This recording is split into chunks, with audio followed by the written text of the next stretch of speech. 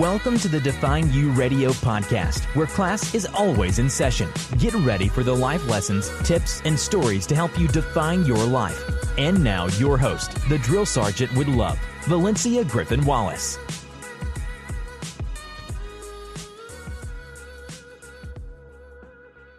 Think about the recording part. Mm-hmm. Okay, no big deal. It could be edited out. Nice. So, That's a beautiful thing. yay. Okay, so I'll go ahead and get started. Okay. Thank you so much for tuning in to Define You Radio. I'm your host, Valencia Griffin Wallace. I hope you guys are ready because guess what? It's 2019 and there's so much negativity out there. So I am honored to have a special classes in session with Miss Monica Bay. And she is a purpose alignment coach and an energy healer, which I love because some of you guys, energy, I swear, y'all need some healing, some spirit spray or something. So pens and papers ready. Class is now in session. So welcome so much, Miss Monica, to Define You Radio. How are you doing today? I'm doing wonderful today. Thank you so much for having me. I'm excited to be here. I'm excited as well. So go ahead and tell the audience a little bit about you. Okay, well, that's a long story, but we're going to keep it short. So I am Monica Bay, also known as the Healer in Heels, because yes, I love my heels. So what I do is I am a purpose alignment coach and an energy healer. And what that really means is I help people discover their life purpose, their divine purpose. And then not only do I do that, but then I help them align that with every area of their lives, because I think it's so important to live a life that is driven by your purpose and that is aligned with your purpose. And so that is what I organize everything that I do around. But through doing that, I use a lot of gifts that I have. One of the gifts that I have is the ability to heal. So I have always been a healer since I was a child. I'm a natural born energy healer. And what that means is that healing energy flows through me naturally and has the ability to heal people on the mental, physical, emotional, and spiritual levels. And that's something, that I've developed over a period of time in order to create it into, develop it into a more stronger tool that I can use. But it is something that came natural to me.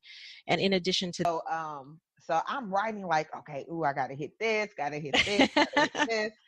Because that is a lot. But what's interesting is because you tell us about your life before you became the Healer in Heels, I guess would be my next question. Sure. Well, and then I'll explain why I call myself the Healer in Heels, because it kind of ties to my life before and who I am now, mixed with the healing ability. So who I was before this was, I was a vice president for a finance company. That's what I did for a living. I was vice president for a finance company and I was in that industry for about 13 years. And I became an executive at a very early age, somewhere in my 20s. I don't recall the age, but I think around 24, 25 is when I became an executive. So I was one of the youngest executives in my field. And I had to work really, really hard to keep my, position and keep the respect and everything, because here I am, a very young Black woman in boardrooms with, 60-year-old Jewish men. And I had to hold my own, and I did. And so that was my journey as an executive. And I wore a lot of different hats, mostly on the business side of things. Even though it was a finance company, I dabbled in the finance, and I worked with revenue generation, but I was more so on the business side of things. I helped create subsidiary companies for the business, because it was a publicly traded company on NASDAQ. So I would, create different revenue streams so that so everything would work like a well-oiled machine, and the money would keep flowing in. And so I was very successful, making a lot of money. And then I found myself unfulfilled. And so once I realized I was unfulfilled, I, decided to start on my journey with, what is my purpose, and realizing what my purpose is. And then to backtrack a little from there, prior to me realizing I was unfulfilled, my body started breaking down on me. So what happened was I was working extremely hard, again, trying to prove myself. And again, I realized in hindsight too, that a lot of this was in my head, Hmm. because no one in those boardrooms was like, no, I don't believe in her, and it's funny how we kind of, we shape our own realities, and sometimes Yeah. that's not the actual reality of things. So I realized that in hindsight, that no one was pushing me to push myself, but because I'm such a go-getter and I'm so driven, um, I was pushing myself. And so I was working so hard, and I pretty much never took a vacation, and I would work, 13-hour days sometimes or more. And it was always on. And so what eventually ended up happening is my body started breaking down on me. I was very successful. I was making a lot of money. If anyone asked me if I was happy, I'd be like, oh yeah, I'm happy. Hmm. I'm living the life, everything is great. But what I realized was that when my body started breaking down on me, and I realized that it was stress that was causing it, that's when I was like, okay, maybe I'm not as happy as I thought I was. And maybe, maybe this isn't the life that I'm supposed to be living. And because, when your body starts to speak to you, it's important that you start to listen to those messages. Because, I always say, whatever you like to call that guiding force, that's guiding everything, whether you call it God, Allah, the universe, source energy, whatever you want to call it, it will smack you in the face if you're not listening. Hmm. And so I got smacked in the face, and I was unable to walk. And again, I'm in my 20s, so this was devastating to me. I was unable to walk. I had partial paralysis in my hands, and this is also going to give you a little bit of a picture of how dedicated of a worker I was.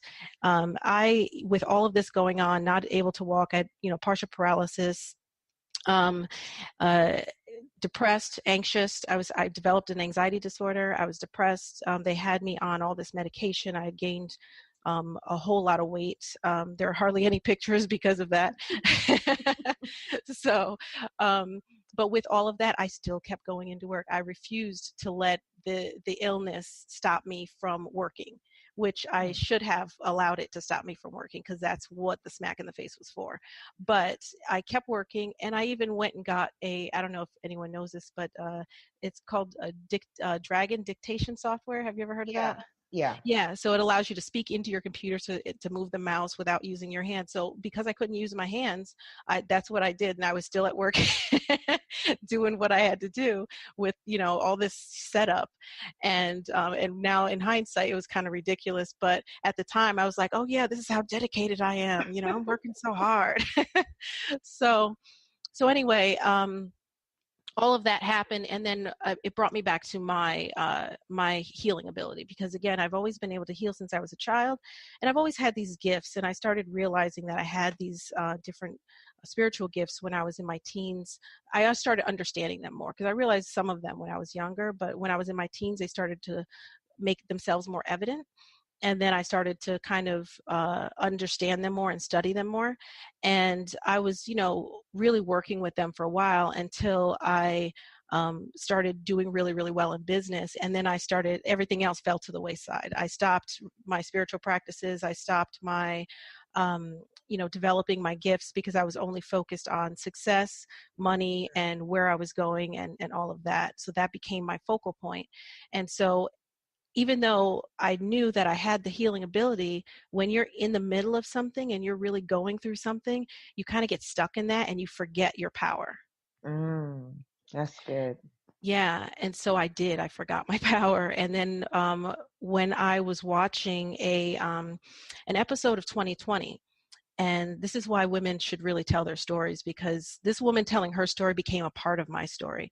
And so I'll explain that a little bit. So I'm watching 2020. It's this woman who has MS. And at the time they thought I had MS. I got diagnosed with everything under the sun, and none of it was what it was. It was simply stress. But I got diagnosed with MS, lupus, all kinds of things. And so at the time they thought I had MS. And so I'm watching the show and she has MS, so I'm paying attention. And then she's, talking about how she didn't give into the disease, and instead, she wasn't able to walk at one point, just like I wasn't able to walk. And then all of a sudden she's running marathons, and it's because she didn't give into it. And so that kind of empowered me. I'm like, well, yeah, if she can do that, I can do that. And then it brought me back to my power of instead of sitting in this despair of what's happening to me, what can I do to turn this around? What can I do to take my power back and fix the issue instead of wallowing in it? And so it brought me back to my healing ability. I took myself off of all the medication that I was on, and I healed myself in 6 months. So it's crazy, and I it's so much I want to kind of unpack as much as I can, Yeah.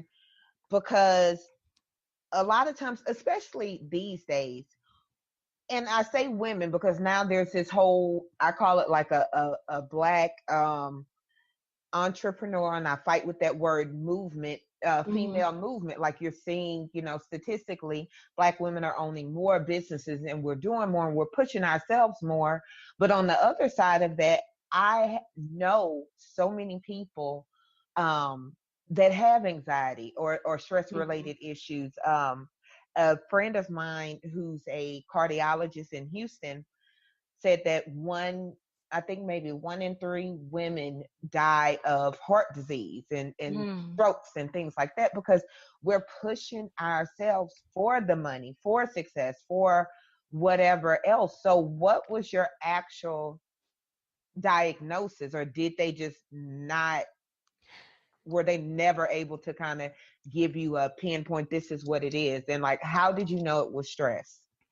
Well, yeah, they never figured it out. The doctors just never figured it out. I had biopsies, I had EKGs, I had all kinds of testing that was done, and they could never figure it out. All of the tests that they did came back completely normal. And so they just, okay, let's give her a steroid. It's just Band-Aids upon Band-Aids.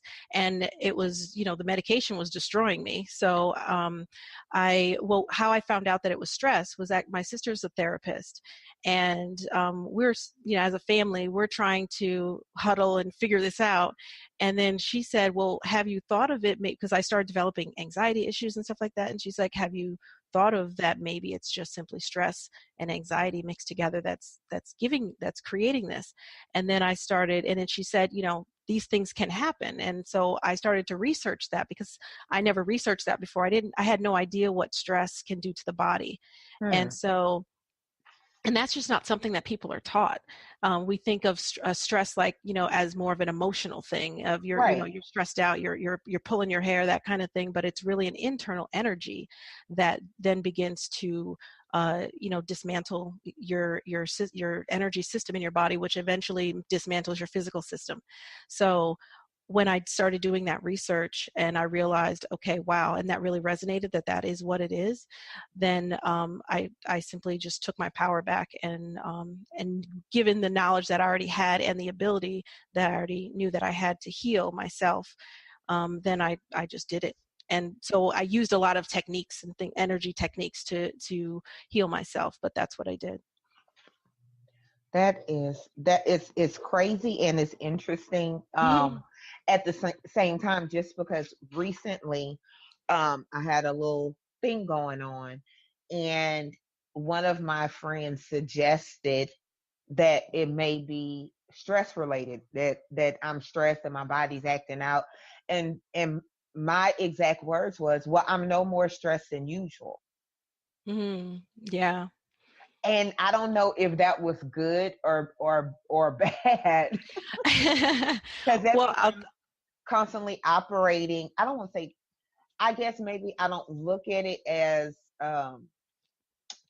stress. It's just kind of like I'm adjusted to it, if that makes sense. Yeah, and unfortunately, Okay. we start to build these tolerances with stress and anxiety in our lives, and even feeling unfulfilled is like a norm for most people. There's a statistic that 70% of Americans are walking around unfulfilled every day. Wow. That's a large number. And so we create these thresholds and these just kind of tolerances for a life unfulfilled and for general unhappiness or just stress, and we tell ourselves, well, we're sacrificing, we're pushing, we're doing this. And it's true, sometimes we do need to sacrifice in order to get to where we need to be, but there needs to definitely be more of a demand for peace in our lives. And a demand for happiness and real actual fulfillment. And a lot of times when, like with the comment that you made to yourself, well, I'm no more stressed than usual, that it should definitely tell you that, well, there is some stress there clearly, but just because you're feeling something or whatever was happening with you in that moment, just because you weren't feeling any more stress than you normally are, doesn't mean that it wasn't the stress causing it. Because what happens with stress, it's a buildup. And stress is an actual energy. So as an energy healer, I can see the energy and remove it. And that's one of the things that I do. So it's an actual energy that is generated by the body, and that unless it's released, which a lot of times when it's work-related stress and things like that, it's not released.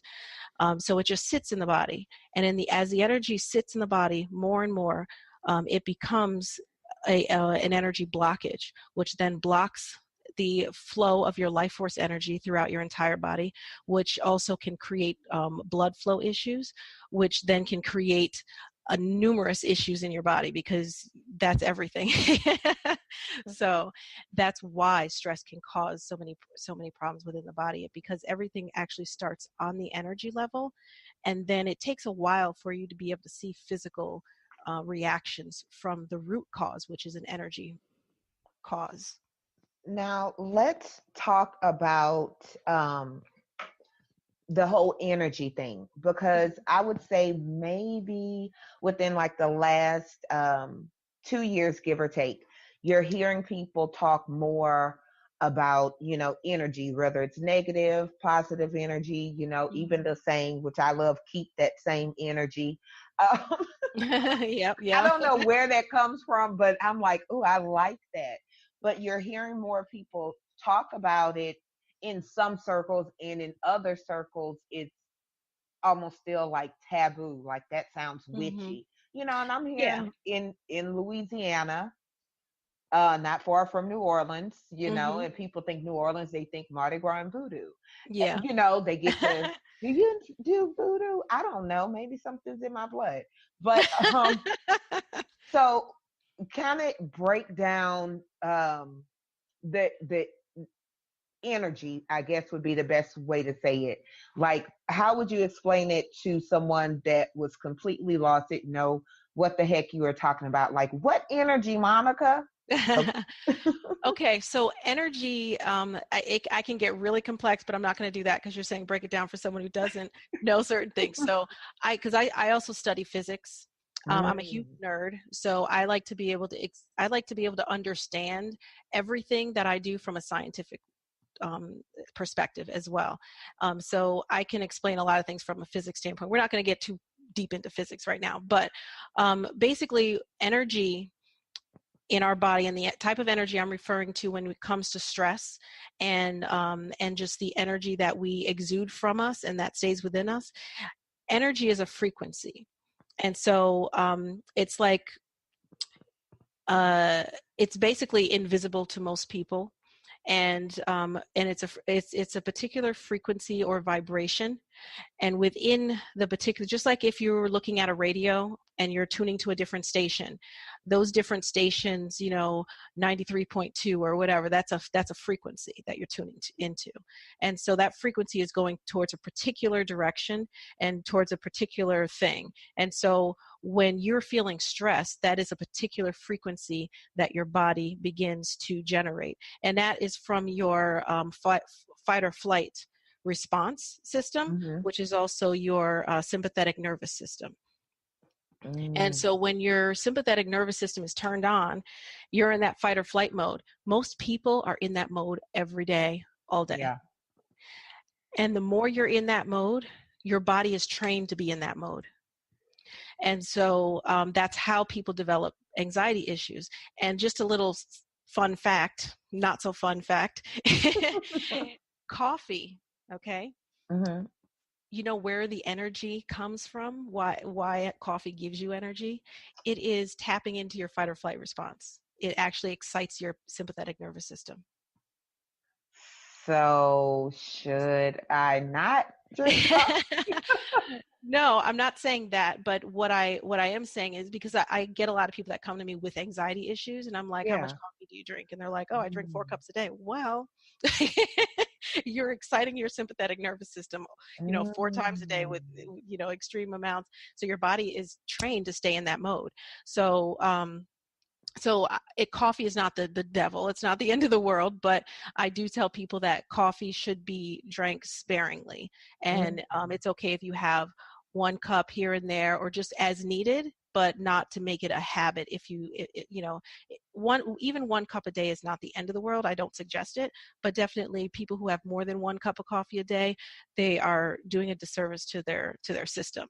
And when your body is in that fight or flight response mode, so I'm going to bring in one law of physics.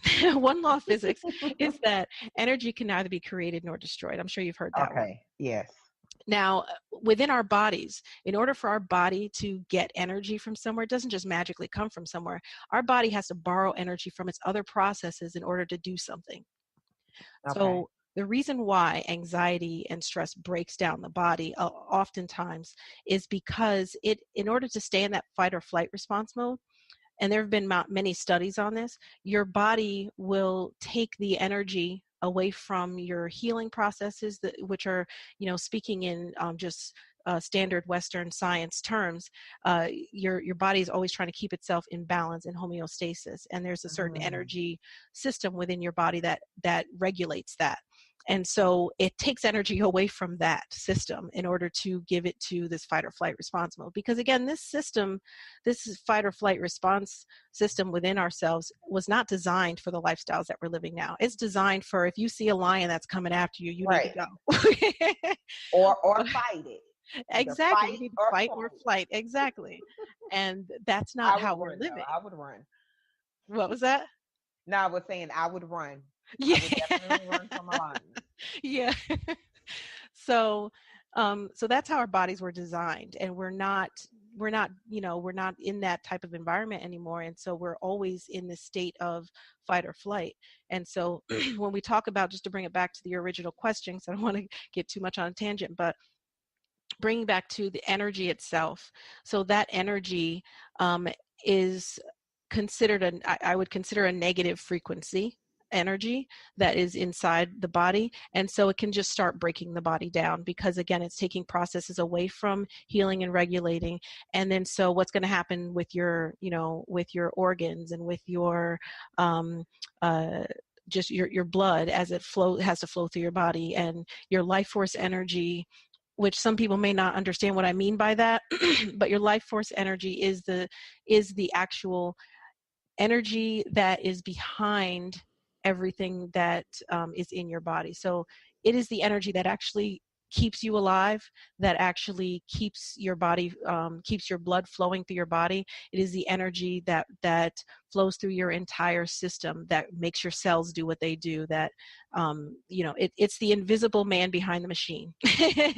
That is your life force energy. And it is necessary for it to flow freely through your body. When it is blocked and cannot flow freely through your body, then that's when your body starts to have problems. And it doesn't happen immediately. A lot of times when people have energy blockages in their body, it may take a year or 2 before you notice that problem. Yeah. You said so much good stuff. Because I want to go back to the coffee, because what's funny, last year, I used to drink 3 cups a day, honest, and I'm just being honest. 1 in the morning, 1 for that pick me up in the afternoon, and 1 at in the evening. And it was more because I do love the taste of coffee, so I was drinking straight black coffee. Wow. And I was just, and we're not talking about like baby cute cups. We're talking about, grown woman cups, And so earlier this year, or really the end of last year, I said I wanted to start 2019 clean, right? So Mhm. I actually went on a fast and I gave up coffee in Mhm. 2018, which my friends are surprised that, people are still alive, because they know, like, like I had candles that smelled like coffee. It was just a whole coffee experience. And Mhm. so I've had coffee maybe twice this year. Good for And you.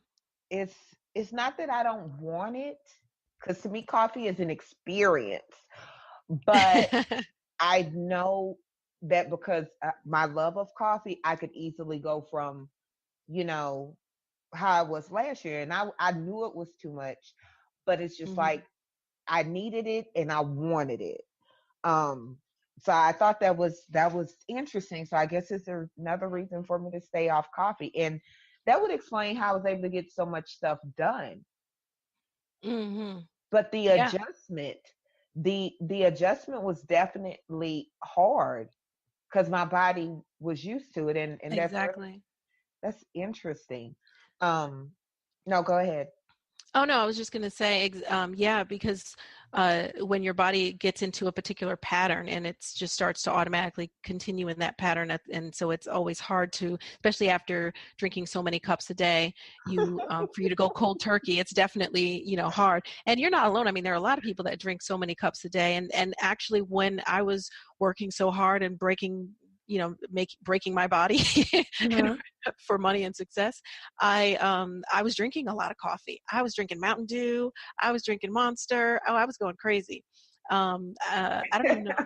You were I was wilding wired. out. Yeah. so, so yeah. And then that's another thing, because after researching things and learning everything that I know now, I look back, I'm like, oh yeah, that was another thing that was like, it was a perfect storm for just like, okay, we're just gonna break you down. It was a Yeah, perfect storm. Yeah. that's Hurricane Monica. That's the only thing I could. But I completely understand you, and I know a lot of the audience, especially women and men. I know y'all listen. I appreciate you, but right now I just want to say this specifically for the women that's listening, because we go hard. We got a home to manage, a job to manage, some people, a business to manage, kids, pets, everything. And it's like we don't really have time to slow down enough to naturally function. So we add coffee. I have a thing. I love B12 as well, Hmm. and you could look at it on, well, it's the body naturally makes it or something, or no, or everybody's different with their thoughts on B12. But it's like we're building that hurricane or gumbo, like I say, of breaking ourselves down. Hmm. Yeah. And the body does naturally have, you know, energy that you can access, and without having to tap into that fight or flight mode. And one way that I get energy is Mhm. exercising. I encourage everyone Yeah. to have a daily routine, and if you don't like to exercise, that's fine, but you have some type of daily routine and do something that gives your body energy. And I'm not saying talking about bodybuilding, exercising. I'm just talking about getting on the treadmill or walking around the block and just moving, because actually moving your legs Hmm. generates your life force energy even more to heighten it. So when you're walking, and that's why running and walking, you feel energized afterwards. And so it's called your yin energy. It's a particular type of chi. I don't know if you know what that is, but it's another word for, it's a Chinese word for life Yeah. force energy. But basically it's when you're using your legs and you're moving your legs, your lower half of your body, you are generating that energy, and it increases your well-being, and it also increases your active energy that you have as well. I could definitely what's the word, put a stamp on what you just said about exercise, because when I'm working on it, Lord, I'm working to get back in the routine. But I used to work out every day, at least an hour, and then, like a day of rest. And I had so much energy. Now, this is before I started with my 3 cup a day, and that's because I was writing. And if anybody's a writer, that when you go into that writing process, your whole being is almost consumed. Mm-hmm. And maybe it's just me because I've been writing since I was 8. Wow. So if I had to give everything up, even a podcast, and I do love my audience, but the one thing I would want to keep is writing. But when I go into that process, I literally am consumed. So I noticed, so you think about it, I stopped with my exercising and I was going hard, spinning, which is straight from the devil. I have yet to try that, but it Oh looks my, horrible. it's the worst experience of your life. But when I tell you nothing will work you out like spinning, Wow. I'm telling you, I hate it. It's like disgusting. Well, But I'm gonna try it now.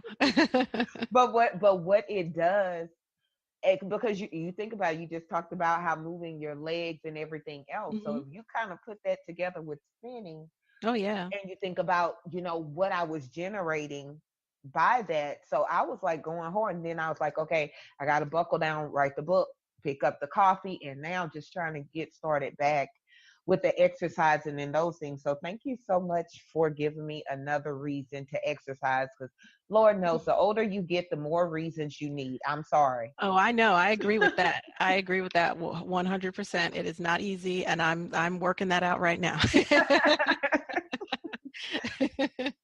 But what I love, and I wanted to ask you this, because a lot of people, maybe because I'm Southern, we kind of look at things differently or say things different. I don't know. I think we're in a Bible Belt or something. But when you get to talking, like if you say somebody's bringing like a negative spirit into my house, or I don't want that negative spirit in my house, or Hmm. people will say that, but I could see like spirit and energy being the same thing from our discussion. Well, and I apologize. I meant to tap into that when you originally asked your question about like the voodoo thing and all of Yeah. that. So yeah, the thing is, and I've studied every form of spirituality, believe it or not, because I'm a nerd. So since I was about 15 or 16, I've studied just about every religion and just about every Mm, spiritual path and every spiritual practice. So I'm very well versed in voodoo, Santeria, all of those things, as well as Christianity, Hinduism, Buddhism, you name it. And so one thing that I have come to learn, okay, from just studying all of these different things and seeing the inner workings of them and how what people are the practitioners of all of these different things are actually doing. Everyone's doing the same thing, mm, calling it something different. And we put a whole lot of taboos on things, and we put a yeah. whole lot of superstition on things, and a lot of secrecy. We shroud things in secrecy, but the reality is everyone's tapping into the same energy.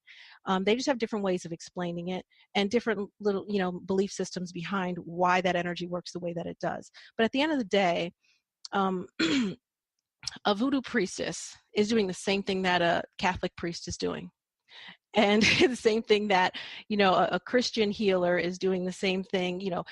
What I do is very similar. One of the ways that I heal, because I heal using a lot of different modalities, but one of the ways I heal is very similar to a what the Christians would call a faith healer.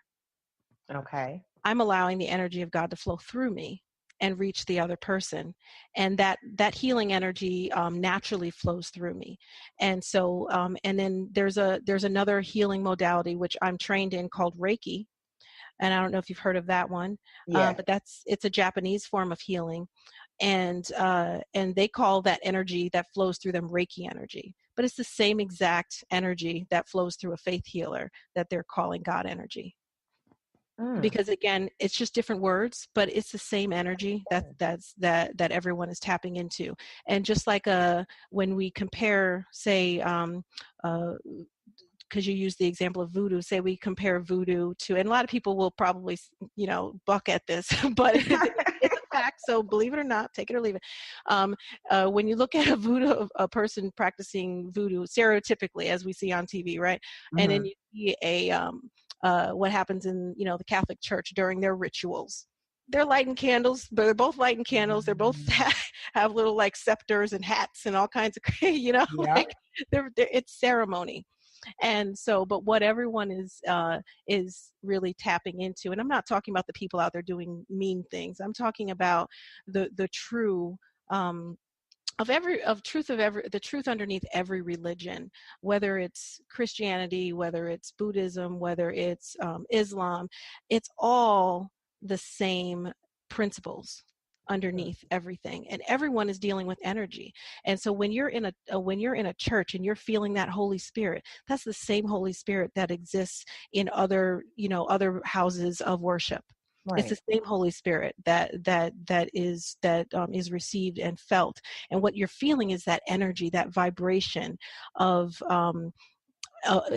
just tapping into that source energy that we're all a part of anyway. And so the way I see it is that these different religions, these different spiritual paths, different spiritual practices, are simply just different pathways to reaching the same source energy. And so these different pathways may appeal to certain people because of their life experiences and whatever their beliefs are individually, but they're just different pathways to the same energy source. That's my take on everything, based on my practice, based on my experience, based on my research, and what I see as reality. Thank you for breaking that down. And I think what people don't realize is that if you break down, each religion or practice, like you said, the root of everything is the same. To me, the root of everything is love. Now, and people turn it evil. Exactly. And one example I'd like to use is if you take a knife, right? You could either use that knife to slice some bread, or you could use that knife to kill someone. It doesn't make the knife bad. It makes the person and the intention of who's using it bad. So, and it's the same thing with religion. And I mean, I personally, one reason why I was so interested in studying religion, well, it was clearly just a part of my path. But I come from a divided family. It's not divided in terms of actual conflict, but literally half my family is Christian and half my family is Muslim. I have a Christian sister and a Muslim sister, a Muslim father and a Christian mother. And it's literally so. And everyone gets along. I didn't mean division in terms of that. It's just the difference of religion. But I find that very interesting. And so we have very interesting discussions, but I realized, that's what I was going to ask. Like, do y'all shy away from Christian, Muslim issues, or do y'all bring it together and say, hey, let's have a powwow and talk about this? Well, there's always going to be certain things because of the belief systems that are built into every religion. There's going to be certain things that are going to be points of contention. And so everyone respects each other and just kind of stays away from those points of contention. But everyone agrees on, again, the core of every religion, which is to be a good person, to do good things in the world, and to tap into that source energy, no matter what you want to call it. And so, we're all really in cohesiveness on that. Me personally, I don't subscribe to any particular religion. I am more just connected because I realize just that everyone's saying the same thing. And and my personal belief system is my own. And I can't put it in a box, and I can't create a name for it, because it's just mine. And it's just my personal belief system, and it's not at odds with anyone's religion. It's not at odds with anyone's belief system, because again, we all have that similarity. And so when I have clients that come to me, and that's the beautiful thing, because I've studied so many things, no matter what religion someone is, I can speak to them in their language and help them through their own faith. So it's not really about what I believe. So if someone comes to me and they're Muslim, I know exactly how to speak to them to get them to connect and to get them to connect to their life purpose and really start living their life purpose and do it through their own faith. And I'll do the same thing for a Christian. I do the same thing for a Hindu or a Buddhist or anyone. I love that. Thank you for sharing it, because a lot of times people aren't, I don't want to say aren't that honest or transparent, because, you know, especially in this day and age where it's really cool and popular to post a lot of Christian quotes. Mm-hmm. So, Yeah. It is. so or to be, you have to pick a side of the fence or something like that. People are interesting. Something I want to ask is, because you can feel energy, and one of the things that I've said, like when I meet people, and I just say it in my own Valencia way, because I kind of feel like, you know, if you don't like it, this is who Valencia is. But I feel like I could feel somebody when I meet them. You know what I'm saying? So there's been times that I've went to, you know, networking events or met people that I know I just need to put my business card in their hand and everything else. And there's literally been times that I've went out, like had great conversation, went to reach my business card to somebody, and something inside of me was like, no. And I've literally put my business card back up in my little purse or whatever in front of people, because I feel like, and I'll say, you know, ooh, their vibe is off, or, you know, their spirit, my discernment, my spirit don't like My their spirit spirit. don't take them. Yeah. Right. And, you know, and it's interesting because, like you said, basically we're all talking about the same thing, so to speak, just call it different things. So with you being that in tune, do you find yourself meeting people and it's almost like, you know, and then like you turn and go the other way, or like, how do you handle that part? Well, so first I want to touch upon what is happening. I just want to give a little and shed a little light on what's happening within you when that's happening to you. Yay. So when that's happening to you, when you're feeling that, like, I don't know about this person. Yeah. So are you aware of the aura that you have around you? Of what an aura is? No, but I've been told by a friend of mine that I have a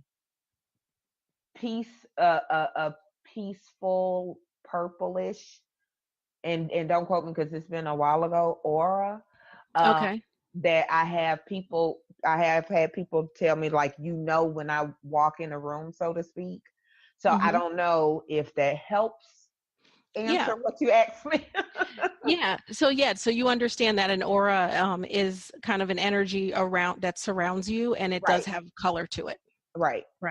So and so just for the listeners, your aura is part of your energy field, and it actually spans 10 feet around you. And your aura is an absorption, it kind of absorbs other energies that are around you, and within those energies is a particular coding.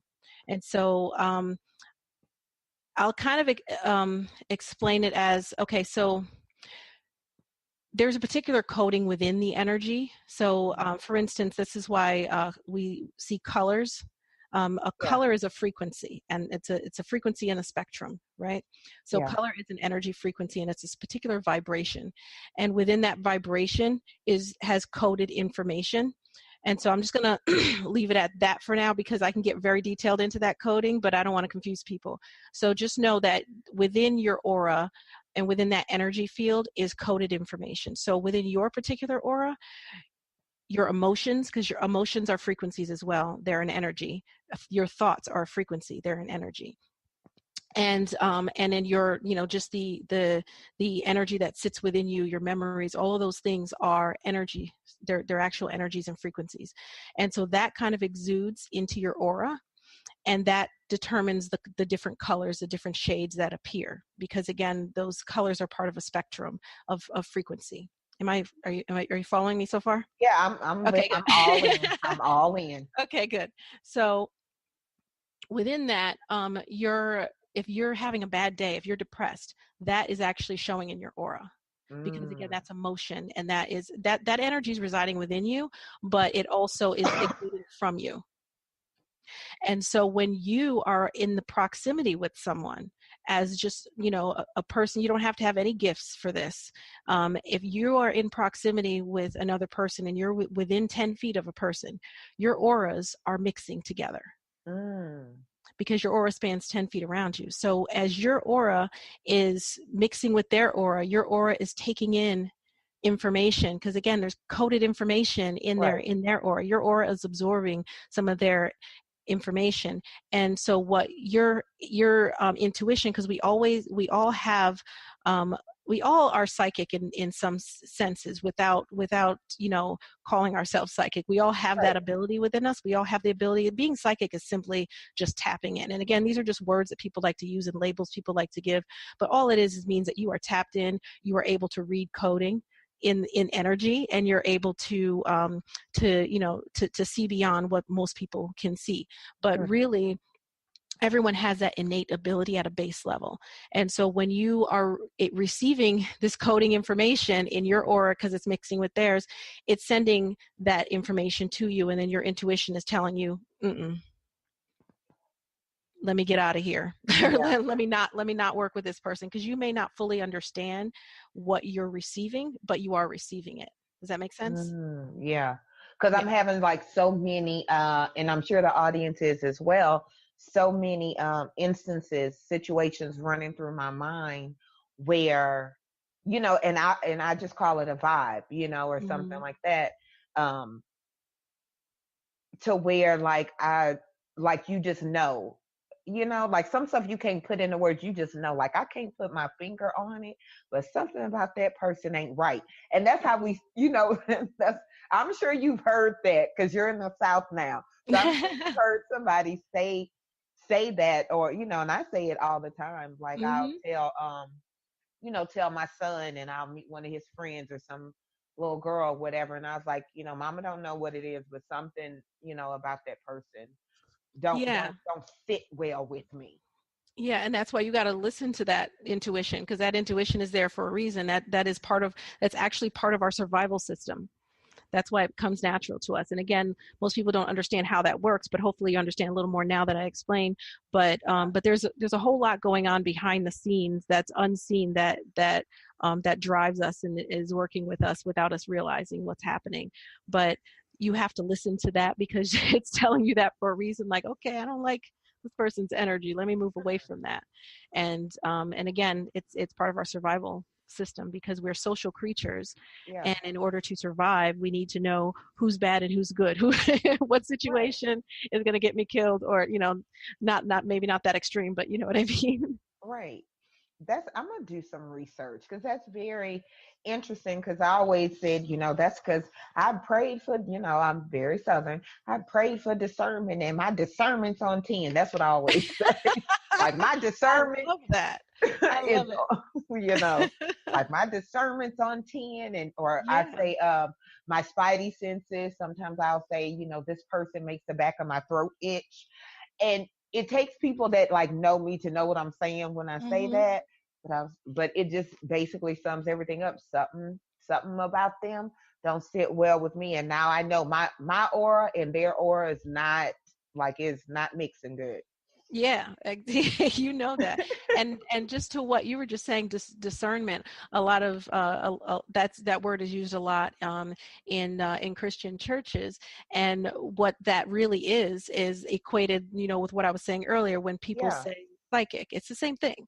So Mm. in the church, in the Christian church, they use terms like discernment, or prophesize, Yeah. things like that. It's the same thing as basically what a psychic is. And so, because that, the term psychic has a negative connotation, because that's what it's been given over the years, that a lot of people kind of get afraid of those words. But Yeah. I always like to break things down to people, because it's important. And so I used to actually, for a little bit was kind of not sure whether I should even, because I am psychic, I do have these abilities.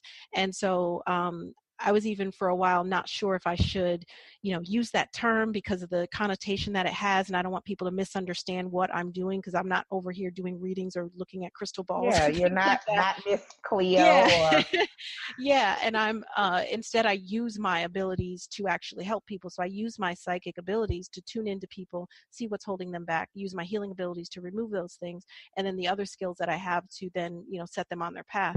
But yeah, so then I became, well, no, this word, this is the only word that people know that actually explains what I do. So I'm just going to use it. yeah. So yeah. That's good. That's good. Like everything you're saying, and I love the way you're unpacking it. So even somebody that's listening to the show that don't understand or feel some kind of way because they're extra Christian, and y'all, my audience, they understand who I am and everything else, and I'm a Christian, Mm-hmm. but it's the part of you're putting good out that, Yeah. and at the end of the day, that's what matters to me. And I think if more people focus on that, it's not like you going around smiting people, Yeah. um, or putting curses on people, or anything of that. And the reason why I say that, because I remember telling my grandmother, like, Ma, if I was an angel, I'd be one of those that'll be smiting people. Like, I have no patience. Like, you do something crazy, I'm just striking you down. Does that make me a bad Christian? Because I know I would be probably some sort of judgmental angel, you know? She did say judgmental angel. Because I don't know that I would give anybody a chance. I'm just, I'm I'm still sure you would. I'm sure you walking, would. I'm walking this thing out. So let's talk about, because you have two methods that you Mhm. created: the soul revelation and mind advancement. So why don't Yes. you go ahead and hit a little bit about both of those?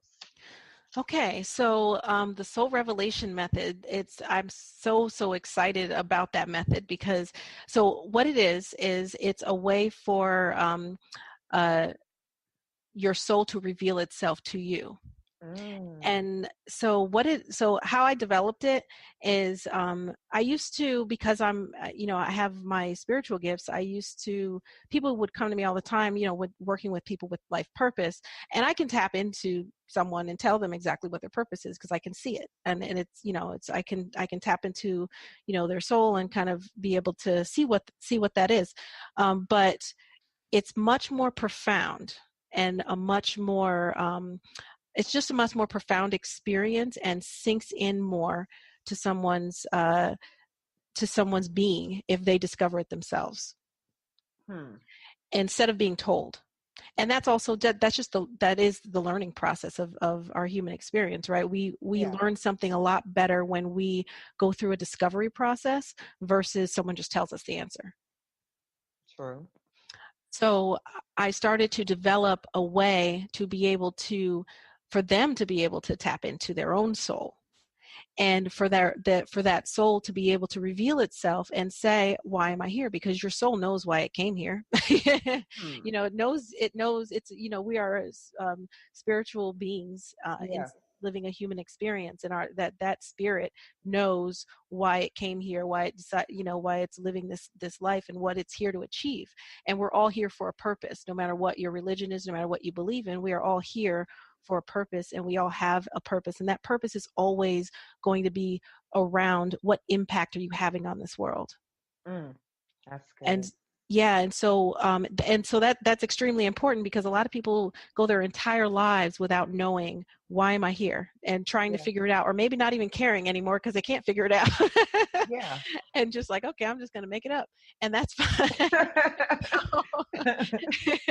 So people go their entire lives without figuring that out. And so what I did was, through my extensive research, again, I'm a nerd, so my extensive research into the subconscious mind, into how the soul interacts with the body, how the soul interacts with the effects of the soul on the life, on your actual life, on your physical body, all of those things, the spirituality itself. So all of the tools of knowledge that I have, as well as physics, all of the tools of knowledge that I have, I was able to bring all of that together into a innovative technique that allows me to tap into someone's subconscious mind and go beneath that and actually tap into the soul level, and then the soul starts to reveal itself to them. And it's an entire discovery process, and they literally are able to find out within one session answers to the questions, why am I here? What am I here to do? Am I on the right path? Things like that. There's more things that we can find out through this method, but all of those answers come in that session, and it's like, wow.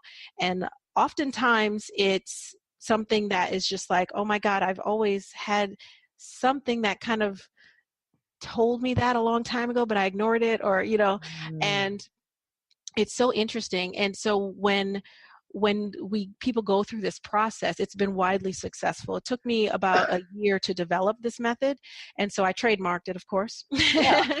and called it the soul revelation method, because your soul reveals itself to you. And so when people come out of this this session, they're just like, just what's the word? They're just amazed. That's the only word I can use. They're just amazed, but also they come out of it with a sense of direction and a Yeah. sense of confidence and like what they're here to do, and a sense of confidence in that, in their own, and clarity, really. Yeah. Definitely a sense of clarity that they've never had before. I But was thinking as you were talking about it, like clarity and confirmation. yes, because sometimes they already knew. Yeah. And they just needed the confirmation, like, okay, yep, I'm definitely doing this. Because sometimes people come to me, they're like, I think I know what I'm here for, but I'm not 100% sure, and maybe I have an idea, but I don't know how that correlates to anything else. Like, what do I do with that? How do I get there? And so sometimes they just simply receive that confirmation, but within that confirmation is a lot more profound information about themselves and who they truly are. Mm, that's Yeah. good. Yeah, and then so that's the soul revelation method, and then the mind advancement method is again a similar process of using all the tools I have available to me, but the mind advancement method is a way of actually advancing the mind. So first, we can do so many things through the mind advancement method, but we can remove limiting belief systems, things that are holding you back mentally and subconsciously. So that could be mental trauma, that could be limiting belief systems, self-confidence issues. We can remove all of those things and reprogram the mind to work for you instead of against you. Mm. Because as we know, a lot of times our minds are working against us. It's that little devil on the shoulder that's telling you, you can't, everyone else can do it but you, you Yeah. don't deserve this, you're not worthy. And so it's taking that out and reprogramming that and saying, no, you are worthy. You are, you are here for a purpose. You can do it.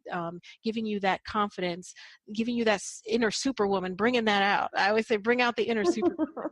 So, and for men too, Superman, that's fine. Yeah.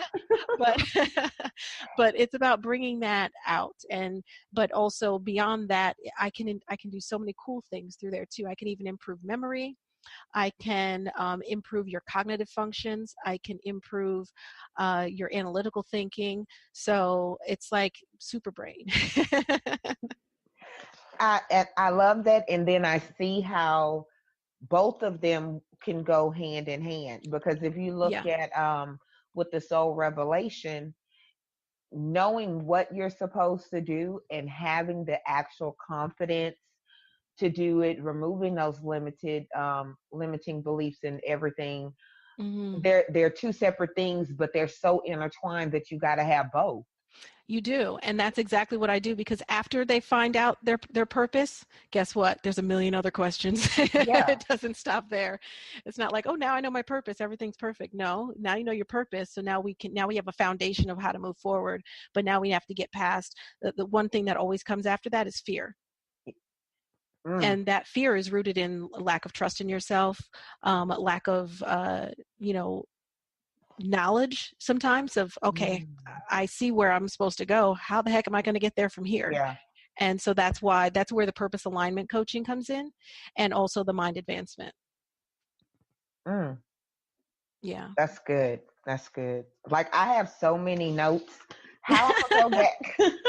It's because you said, like, you've hit so many nails on the head, and I'm just going through the filters in my mind, and different things in my mind with people I know, not just people, but me too, because Mm-hmm. we always have to analyze ourselves as well. Yeah. And I love how you're breaking everything down, and then, throwing in the scientific. Let's throw in some physics here, some You research. got to do Like, it. I love that. So what is the for a typical client?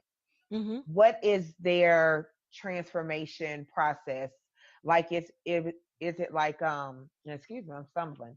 Is it like, okay, Monica, I'm ready, and then the next day it's all good, or what is that process like? No, it is definitely not the next day, but but they come to me with, I mean, I do so many things. They come to me with with a problem. Usually in some way, shape, or form, it is a lack of direction in life, or Mm, knowing that something has to stop, something has to change. Whatever they're doing now is not working. And or knowing that I know what I want to do, but I don't know how to get there. And so they come to me in that state.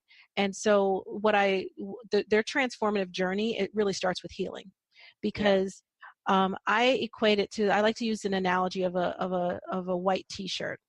If you wore the same white t-shirt every day for 40 years, Mm, guess how dirty it would be? mm, And that is what is happening to our bodies, because people do not a lot of people, more people are getting open to it. Like you said, more people are mentioning energy and things like that.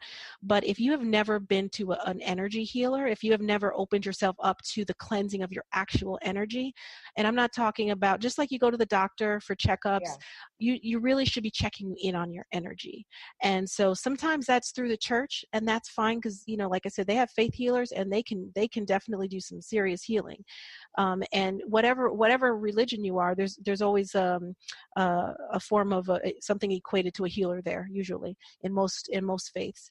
So and really they're working with your energy, because they're working with your spirit, and that's your energy. So if you have not really gone through the washing machine ever, Let's then teach. yeah, Let's teach. then you're going to have a whole lot of stuff that you're holding on to, and those things are going to be holding you back. So that is the Mm, first thing that happens in a transformation. And the day of the healing, the first healing I do on someone, it's life changing, 100%. They feel different right away, and so they feel better, happier, like a weight's been lifted. And then we just continue on from there. So we first start with healing, with setting, kind of pressing that reset button, getting them back at their base level of who they truly are, where where their energy is supposed to be. And then it's uplifting them from there. So the journey is healing, and then it's self-discovery. And mm, it's, who am I? What am I here for? And there's so much spirituality in that. And again, whatever their religion is, I work through that. And because I've been anointed to be able to do that. So that's what I do. So I work with them through whatever their faith is. And if they have no faith, then I just, help them with the actual energy. But I'm very clear on the importance of being connected to that higher energy, because yeah. that energy flows through all of us. And it is so important for us to be connected to that, because when we deny that energy, we're denying a part of ourselves, and we're Mm, denying a part of our birthright to be a part of that beautiful energy that has the ability to flow through everything. And so I work with people on that, and allow them to expand, and allow their soul and their spirit to expand, and kind of envelope them and hug them. And and then their transformation from there is all about growing mentally and really, really reshaping themselves into who they've always wanted to be. And I'm always about becoming the best version of yourself, not Yeah. who I want you to be or who your mama wants you to be, but who you're supposed to be and what your potential is. And your potential is always limitless. So it's always striving toward the highest level that we can strive towards. In becoming that version of yourself. And the baseline of that is always driven by the purpose.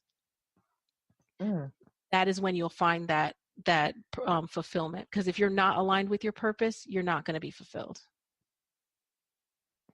Hashtag amen. Hey. Which is something I periodically say. Hashtag amen. I love it. Yep.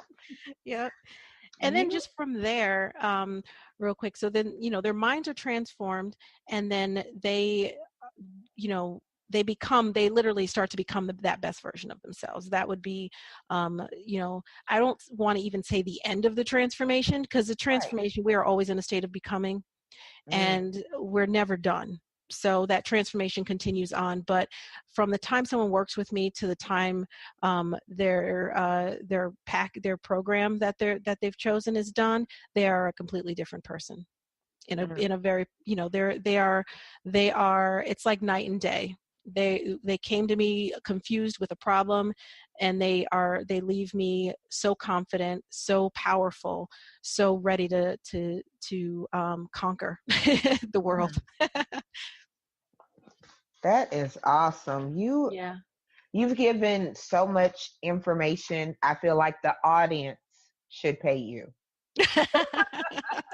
I'll accept tips. No. But I just want to thank you so much for, the great information, the bringing everything together and being very transparent and honest with everything that you've shared. So I just wanted to say I really appreciate that. Well, so as we get ready to close, what one tip could you leave with the audience today, the ones that's feeling that negative energy, regardless of what they want to call it, or they feel like they really, have given up on their purpose? I don't know, just one tip. Well, if you feel that you've given up on your purpose, or you're just confused and kind of stuck in that, it's important to go within and be introspective. So, but in order to do that, you have to be silent. And so you have to stop things, and you have to take some time for yourself, to be able to really look inside of yourself, to get to know who you are, to get to know what are the things that are holding you back from understanding, what are the things that are possibly making you afraid. Because a lot of times when it comes to a life purpose, if people are getting stuck, it's out of frustration, and sometimes that is a lack of belief in themselves of, well, this is never going to happen. So it's a pessimistic viewpoint as well, kind of a pessimistic mindset, but also a lack of belief in themselves mindset. And so it's a limiting belief system that they have to deconstruct and start to really tell themselves a different story, because inside of ourselves sometimes we tell ourselves a whole lot of lies about ourselves that tells us we're not good enough and this is never going to happen. And they make comments like, oh well, with my luck XYZ, and those are words are powerful, and they teach you that in the church, and in every other religion they teach you that in yoga.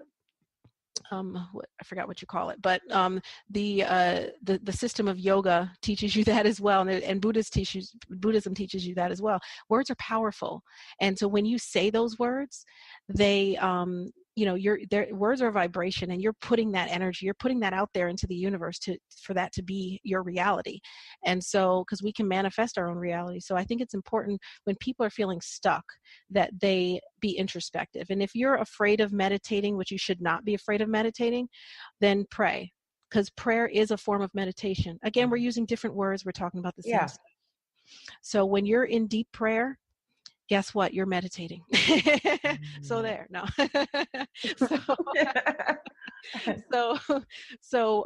But when you're in deep prayer, you're in actually a meditative state, or you can just meditate. But either way, you want to be introspective and get to know who you are, and allow those answers to come to you. And if you're still not getting answers, if you're still not getting any clarity, then it's because you're energetically blocked, and you need to see someone who can help you get unblocked. Mm. So good. That was Yes. so good. And I wrote down, and this was something I posted like a while ago about listen and silent, and it's the reason why they have the same letters. And a I lot like it. look, I'm a folly like, okay, Monica gonna post that. But no, it's a quote that I saw, or either a quote, meme, whatever, that I saw somewhere, and I never looked at it like that. I mean, who ever looked at, okay, they have the same letters, like it had to be somebody with a big brain. But it makes sense. And the problem is we can't listen to our spirit, our soul, our energies, what's going on, because we're not silent. And when I say silent, you know, when you talk about meditating, which is a goal for me this year, to learn how to meditate, but I have to learn how to be silent so I can listen. Mm-hmm. So thank you. Yeah, that's the only way, because you can't hear through clutter. You can't hear through noise. You have to be in silence, and you can have music on while you're meditating. I'm not saying silence in that way, but you have to stop down. You have to shut down all the noise that's going on in your life and take time for yourself. And even 5 minutes a day in meditation will make a world of difference. Everyone can find 5 minutes a day. So what I tell some people is, even if you have to at work go into the bathroom, into a stall, and meditate, then do that. A lot of jobs these days have, a prayer room or some type of spiritual room or a meditation room or something. Bigger corporations are starting to do that. But if you happen to work at a place that has that, great, use it. If not, sit in your car, sit in the bathroom, whatever you need to do, but don't deny yourself that right to be with yourself. And don't be afraid of it either, because it's That's you. good. That is good. You've given so much great information. I know the audience definitely wants to find out more about you, connect with you. So how can they do that? Yes. Okay. So you can go to my website at monicabey.com, and that is spelled B-E-Y, then my last name. So it's monicabey.com. And you can also find me on all social media at The Real Monica Bey. That's real simple. Yeah. Yes, it is. No dots, no underscores. Nope, I keep it like that. So, because Yeah. Monica Bey was already taken, so I said, well, you know what? Really? How about this? I'm the real one. And I was going to ask that, but I was going to ask that off the interview, because I know a few people that have like the real. Uh-huh. So have you ever reached out to her and been like, hey, we got the same name, but I'm the No. real one? No. I don't want no trouble. Especially because you have such a unique last name. I bet Yeah. you were probably like, what in the world? Who else is this? Yeah, I was surprised at anyone that it was a person that had my last name. And the weird thing is, because my last name is actually from the Moorish Science Temple. I don't know if but it's one of the first Black Power movements in the United States. And they took the last names and threw them away and gave the last name Bey, because it has a lineage to African rulership. But anyway, so it's very in here in America anyway, it's a very Black name, and the person that has the name is Asian. So I thought that was interesting. Really? I've never seen anyone else with that last name. Wow, that is, because I've never heard it. Yeah. Okay. Really? And I've never heard, not spelled that way that I can recall. You know, you got to break everything down. Because I think the director or whatever of Bad Boys' name is Michael Bay. But I think it's Okay. spelled different. I'm a nerd in all factors except physics, except science. Okay, except science. But when it comes to like movies and I love psychology, different things like that. But anything that gets too sciencey, my eyes start to glaze over. I'm not even gonna lie. But you made it interesting. Like somebody that isn't into like physics and things like that. Like, okay, I may have to learn about this. So very good, very good.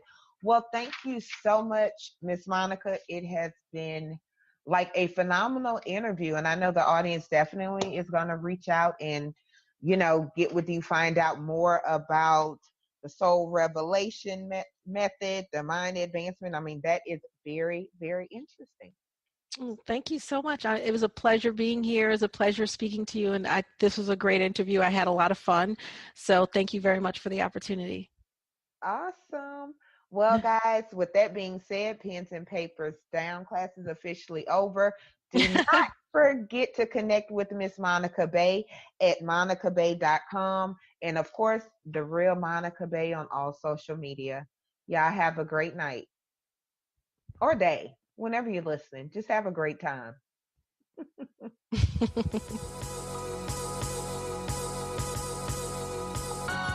Thank you for listening. Connect with the show at the Define You Facebook. Until next time, remember your past doesn't define you. It gives you definition, and what you do with that is up to you.